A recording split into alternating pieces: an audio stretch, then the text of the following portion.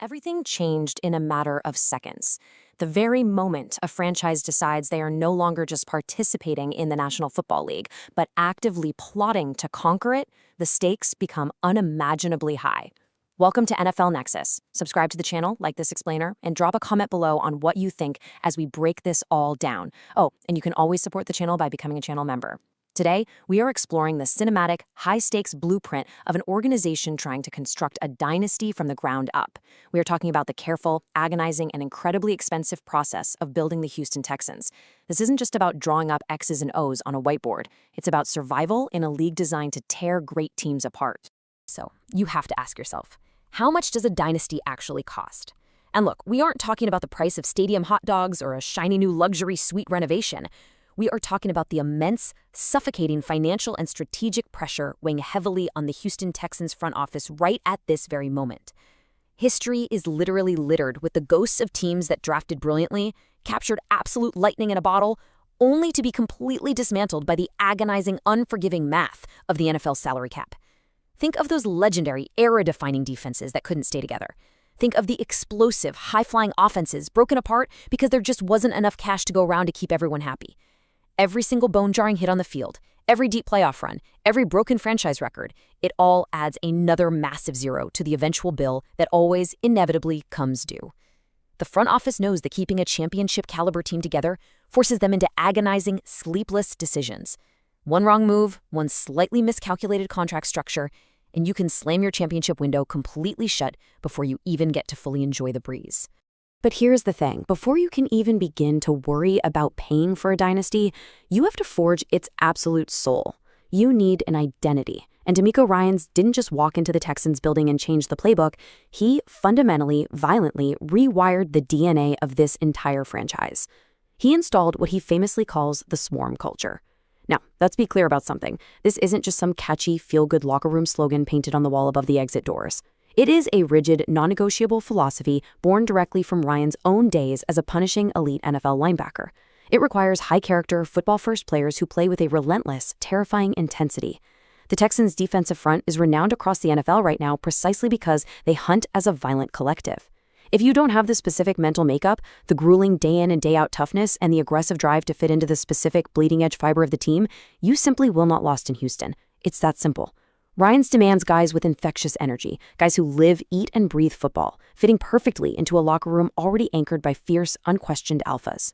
And we saw this strict, almost religious adherence to that swarm philosophy dictate every single microscopic move they made in the recent 2026 NFL Draft. They didn't just look at their glaring roster holes, like desperately needing a starting center, needing a defensive tackle to anchor their four-man rush, and needing reliable, physical depth at tight end, and blindly pick the fastest or strongest athletes available on the board. No, they were utterly surgical with their evaluations. They drafted Keelan Rutledge to brawl in the trenches at center. They grabbed Caden McDonald to be an immovable, space-eating object on the defensive line. They brought in Marlon Klein at tight end.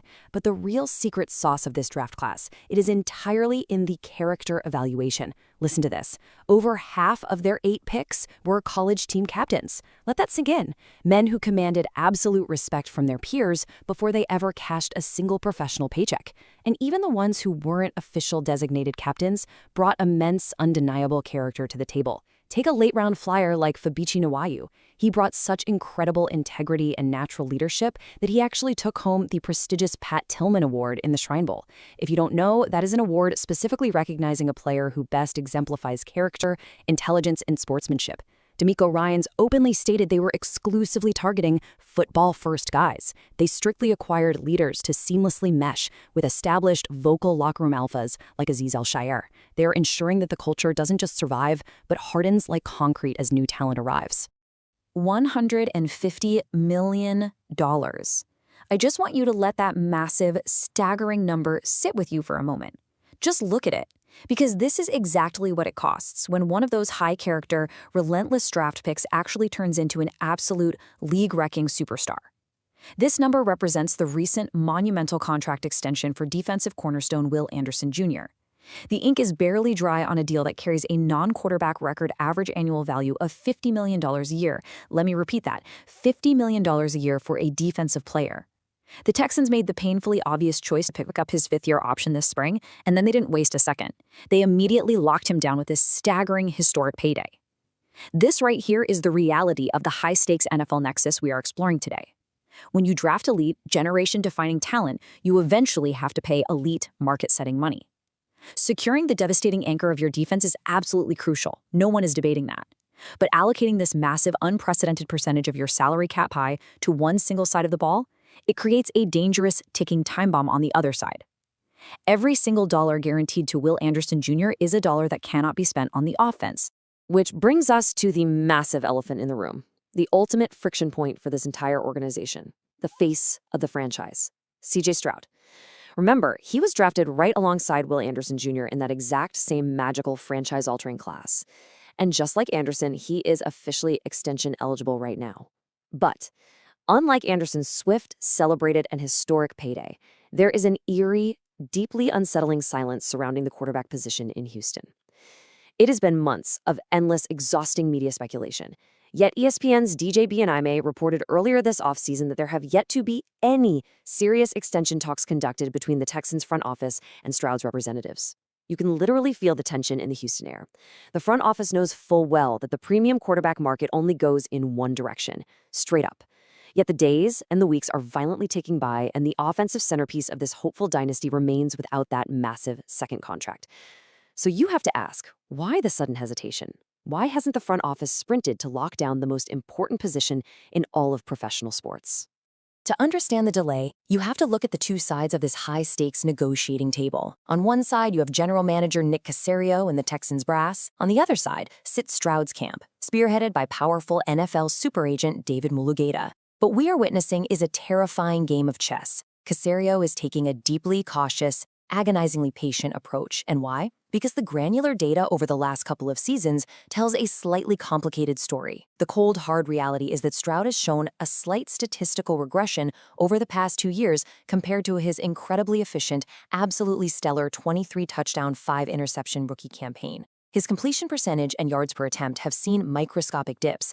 Now, to the average fan, it might not seem like much, but it gives data-driven executives serious pause when they are about to hand out hundreds of millions of dollars. There are also fresh, lingering concerns from this past postseason regarding untimely turnovers when the lights were the brightest and the pressure was immense. Add in the alarming fact that the 24-year-old missed 3 crucial games in 2025 due to a severe concussion, and you can understand why some inner circle executives are strongly recommending that Houston waits for a larger sample size before breaking the bank.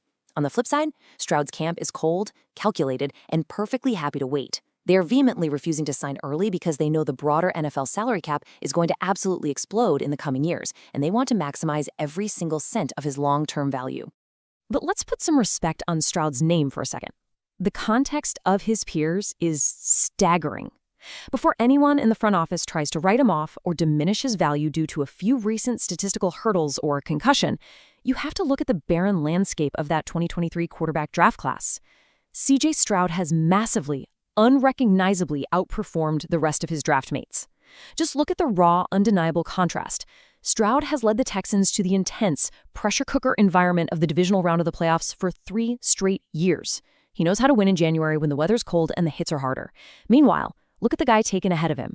Bryce Young, the #1 overall pick, has been benched, heavily scrutinized, and is far from certain to land any kind of big money commitment from the actively rebuilding Carolina Panthers. And then you have Anthony Richardson, taken 4th overall. He remains a heavy trade candidate, battling brutal injuries and deep inconsistency as the Indianapolis Colts actually prepare to move forward with Daniel Jones as their starting quarterback. It is night and day. Stroud isn't just slightly better, he is in an entirely different stratosphere compared to his draft classmates. He knows it, his agent knows it, and that undisputed, undeniable fact gives his camp unshakable leverage at the negotiating table. To truly grasp the financial reality of this tense standoff, we need to dive into the exact mechanics of the current premium quarterback market. How much are these guys actually making? Right now, there are 10 quarterbacks attached to mega deals, averaging between $51 million and $60 million per season. That is the elite, top-tier echelon.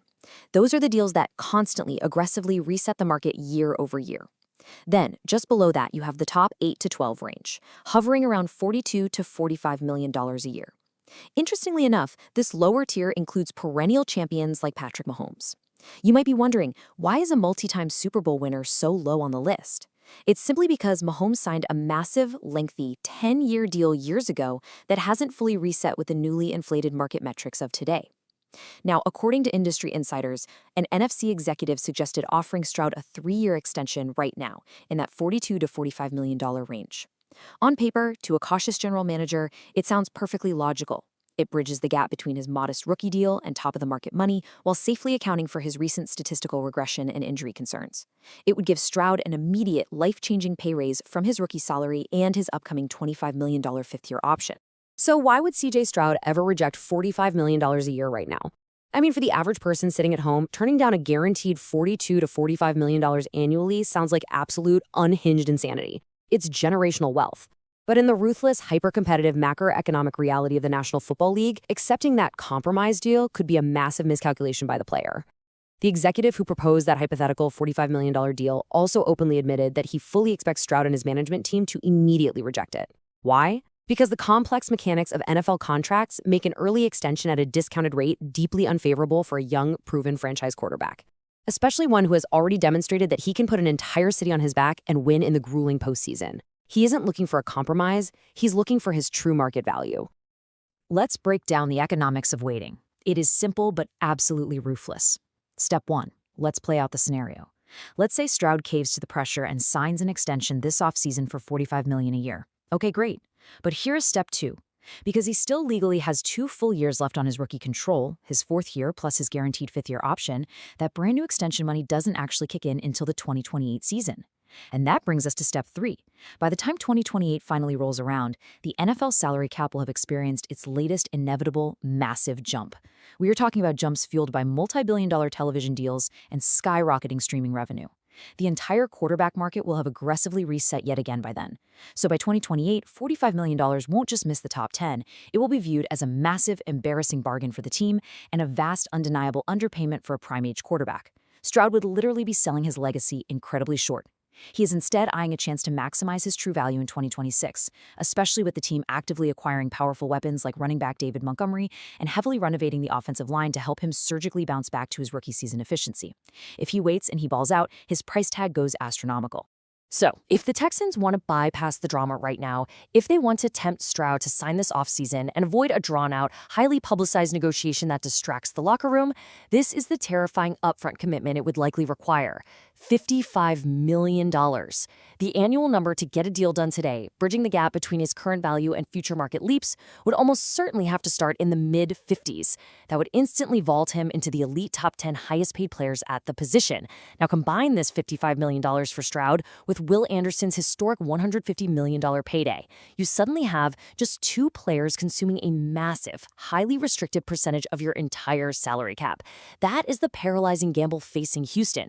For front office currently evaluating Stroud's past 2 bumpy, regression-tinged years, committing that kind of world-breaking money right now is terrifying. Think about it. If they sign him for $55 million a year and his growth doesn't drastically accelerate back to rookie levels, that suffocating cap hit will rot the rest of the roster from the inside out. They won't be able to afford the depth required to maintain that swarm culture. But knowing they just eagerly paid Will Anderson early, it is a staggering reality they must seriously consider to keep the locker room from splintering and feeling like the front office plays favorites. The true enemy of the Houston Texans isn't just the salary cap, it's the ticking clock. This timeline shows exactly how long Nick Caserio and the Texans have before their negotiating leverage completely, irreversibly evaporates into thin air. Right now, in 2025, Stroud is comfortably in year 3 of his rookie deal. He is cheap. 2026 will be year 4. Still manageable. In 2027, that fully guaranteed $25 million 5th-year option they just strategically exercised finally kicks in. A bump in pay, but still a bargain for a starting QB. But then, 2028. If absolutely no long-term extension is reached by 2028, the Texans would be forced into the absolute nuclear option using the franchise tag. The franchise tag looms incredibly large over these negotiations, but the mechanics of it are deeply punishing for the team. Using the tag involves a massive 1-year, fully guaranteed upfront cap commitment. We are talking about a number likely surging well over $60 million by 2028. And it violently hits the books all at once. Unlike a smartly structured long-term deal that allows a team's cap experts to spread out and manipulate the charges over half a decade, the franchise tag offers absolutely zero flexibility. Every single year, the Texans wait to get this done. The price skyrockets, and their control over the destiny of their franchise slips further and further through their fingers. We end our explainer today with this striking, ominous quote from ESPN's DJ Benoit. He writes, "The NFC executive believes Stroud and his management team would reject the 8-12 deal. The tension in Houston remains violently unresolved. The Houston Texans have done almost everything right. They brilliantly drafted for character. They built a relentless, punishing swarm culture that opponents fear, and they successfully locked down their generational defensive superstar in Will Anderson Jr. But the absolute hardest part of building a true, enduring NFL dynasty is staring them right in the face. Do they swallow their pride and pay a record-breaking premium for their quarterback right now, based on the brilliant promise of his rookie past? Or do they wait, playing a dangerous game of chicken, risking an even more astronomical, franchise-crippling price tag in the very near future? Will the Texans successfully build a dynasty, or will the agonizing cost of greatness tear the foundation apart before the house is even finished? Support the channel by becoming a channel member. Subscribe to NFL Nexus, like this explainer, and comment below. Who do you think blinks first in this standoff? The Texans front office or CJ Stroud? We'll see you next time.